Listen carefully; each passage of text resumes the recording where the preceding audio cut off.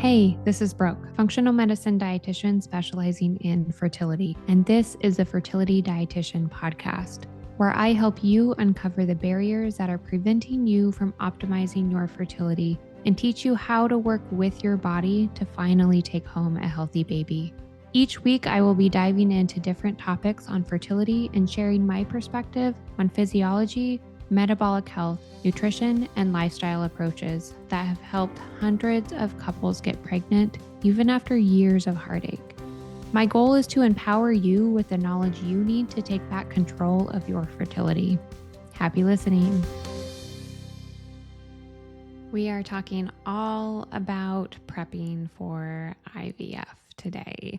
First and foremost, IVF is a tool, not a fix, and we have to treat it that way.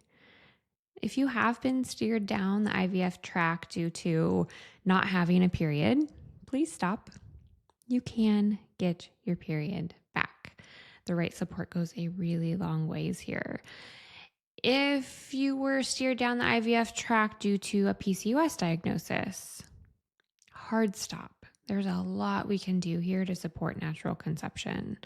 Okay, and I'm not here to judge your choices by any means. IVF is a wonderful tool, but if we can avoid it, that is definitely the ultimate goal, right? And I know many of you listening to this episode and many of my clients as well have been through month after month, year after year of trying to conceive, trying all of the things, and nothing has worked. So if it has led you to IVF, we'll definitely talk about how to prep for that. But if you have been given a PCOS diagnosis and told that IVF is your only option, we should really take a step back and prep first. And if you don't have a period, let's get that period back, because your outcomes, even if you do end up going to IVF, are going to be so much higher. But most likely you don't need IVF if you don't have a period. And if you have low AMH, no, IVF is absolutely not your only option. AMH is variable, and you can learn so much more about AMH and how to look at it and even improve it in episode 4. Okay, and then lastly, if you have unexplained infertility, we have a lot more investigating to do that most often uncovers the barriers that can help you avoid IVF. Okay, there is absolutely a time and place for IVF, but it's used prematurely way too often. And I know this because I have helped dozens of couples avoid it after they had been told that it was their only option. Okay, so that's why I'm starting this episode this way. We really need to take a step back and think about if IVF is our only and best option, or if it is really just the best tools that our providers have to offer us. Okay, there's a really big difference. Okay. And you shouldn't have to figure it all out on your own. But if you are saying, okay, thanks for this information, but I'm committed to the IVF track, I've still got you. And I'm more than happy to support you as well. Okay. I just believe in very informed consent for all of the steps of the fertility protocol. And if you are looking for the best outcomes from IVF, you have to prep your body for it. Focusing on supporting egg quality, sperm quality, and reproductive environment. And reproductive environment includes the health of your lining, your endometrial lining, your gut health, your immune health, your nervous system, and really your nutrient status. And prepping all of these areas can be the difference between getting 0 embryos and getting 5 to 6 healthy embryos from just one retrieval. Okay, I've worked with dozens of couples that have been going down the IVF track with very poor outcomes before really prepping, and this results in few eggs retrieved, poor fertilization rates. The eggs that are retrieved are poor quality, which lead to these poor fertilization rates, and poor quality embryos, which sperm health absolutely contributes to the fertilization rates and the quality of embryos as well. But by taking a step back to learn how to really work with our bodies, we have been able to avoid IVF altogether or greatly improve the number of healthy embryos in the very next round or cycle of IVF if they choose to or had to stick with IVF. Okay. Preparing for IVF should take 3 to 4 months minimum, as this is the time frame that it takes to see significant improvements in egg and sperm quality. And depending where you're starting, you may need a little bit more prep or even a little bit less, but most likely a minimum of 3 to 4 months is a good time frame to kind of wrap your mind around in prepping for IVF. And yes, the quality of your eggs can absolutely improve. Don't listen to anybody that tells you they can't. You can have better quality eggs in your late 30s than you did in your late 20s, depending on how you're taking care of your fertility. And yes, sperm quality is still a really big deal for IVF. If sperm with high DNA fragmentation fertilizes an egg, it will have trouble dividing into blastocyst stage.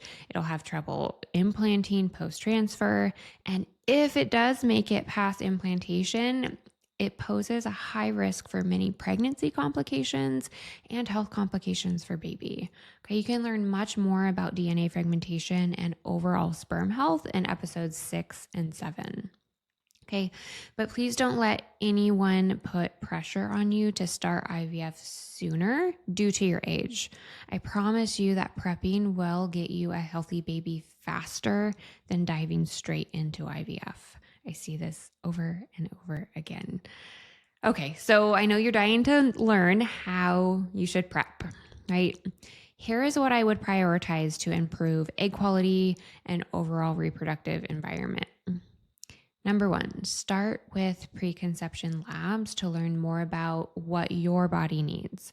This is different, typically a much deeper dive than what a fertility clinic does, okay? It includes things like a full iron panel, a deeper look at nutrient status, inflammation markers, a deep dive into blood sugar balance, full thyroid panel, gut health, etc. It's a really comprehensive look at what barriers are getting in the way of how your body is able to support a quality and overall reproductive environment.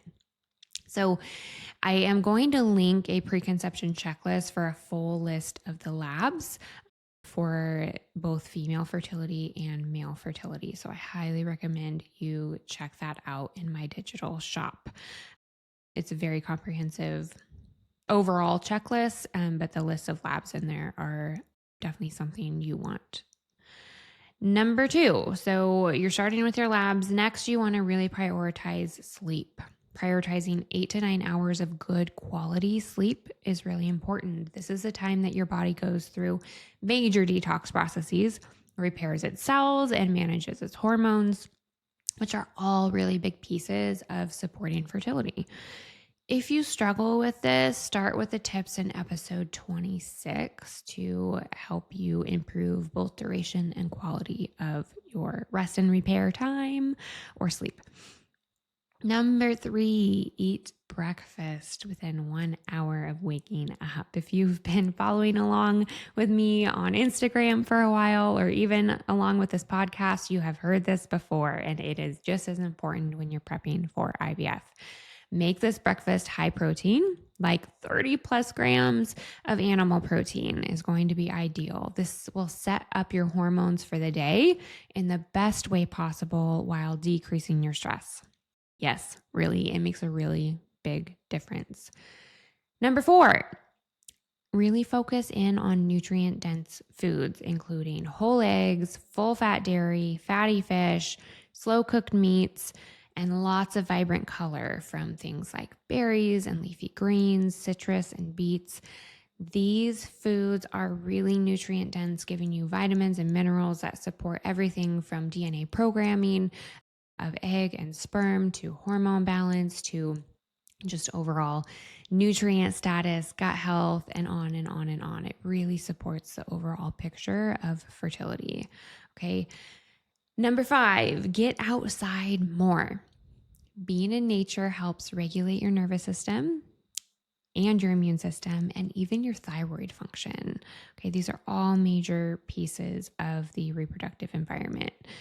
We are not meant to be under artificial lights and staring at screens all day. So start with sunrise light if you can. Getting that skylight in, even if the sun is not quite up yet, can make a difference. And definitely before screen time is going to help your quality of sleep, as well as those other areas like your nervous system, immune system, thyroid function. Adding in light exposure in the middle of the day, like lunch break outside, walk after work, and then getting evening light in is really supportive as well. Even a few minutes each session makes a difference. Also, dimming your lights inside when the sun goes down outside and getting off your screens an hour before bed or more, if you can make a really big difference with the overall reproductive environment and certainly your sleep quality as well. So, very supportive tip there. Number 6, prioritize strength training over cardio. Pick up some heavy weights, ladies. Okay. It is so supportive of so many things metabolically, including what's happening with your blood sugar balance and your immune system, and really your overall hormones, which all contributes to improved egg quality and reproductive environment too. And this is for the guys too. Lifting weights is very supportive of their overall hormone balance and sperm health also. Number 7, supplements that support mitochondrial health. Okay, so this is a generalized recommendation. You may need something different depending on your labs, but thinking about CoQ10 at about 400 milligrams a day, or I like to dose it 200 milligrams twice a day. You want the ubiquinol form, okay, not the ubiquinone form. And there's some other ones on the market. You want ubiquinol. That's the easiest for your body to use. Another supplement called NAC or N-acetylcysteine is also very supportive of mitochondrial health. 600 milligrams a day of NAC is very helpful for egg and sperm health. And magnesium glycinate is very calming to the nervous system, definitely supports mitochondrial health with how it supports overall energy production. Going for 400 milligrams right before bed is a great time to take it because it also supports sleep quality too. And a comprehensive prenatal goes a long ways here too for filling in the gaps.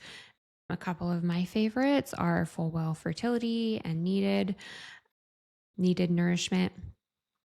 Those are very comprehensive. They do not have iron in them, which is actually something we want to look at completely separately because of how complex it is.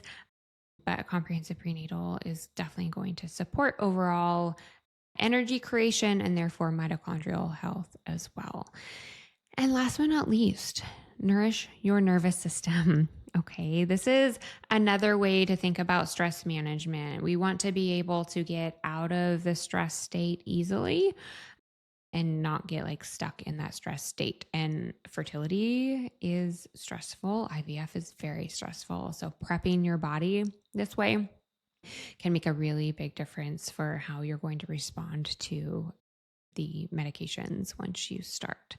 Think about doing deep breathing. Pairing deep breathing with mealtime can be a way to think about it because then you're also supporting digestion. Humming and singing is stimulating to our vagus nerve, which is very calming for our nervous system. Slowing down everything you do makes a difference as well. Try to leave yourself plenty of time when you're going somewhere so you're not rushing around. Brush your teeth slower, eat slower. It all makes a difference in how your nervous system is responding to your life and your environment. Incorporating acupuncture is awesome for nervous system as well as just overall sleep quality and hormone balance as well. So if that is something that you have access to, getting into a routine with acupuncture is helpful. Even things like massages, therapy, all supportive depending on what you feel like you can fit in. Things like meditation that you can do at home on your own is also very supportive, and mineral soaks or doing like Epsom salt baths can be also very supportive for the nervous system as well as your nutrient status too. So all of these tips are helpful for both male and female prep. There are more tips supporting egg quality in episode 5 and more tips for sperm health and DNA fragmentation in episodes 6 and 7. Please remember, you don't have to figure it all out on your own. And if you're ready to dig deeper and start working with your body, I would love to support you. Thank you for listening to this episode of the Fertility Dietitian podcast.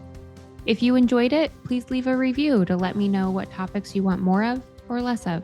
If you want to keep learning, subscribe at Apple Podcasts, Spotify, or wherever you listen to podcasts.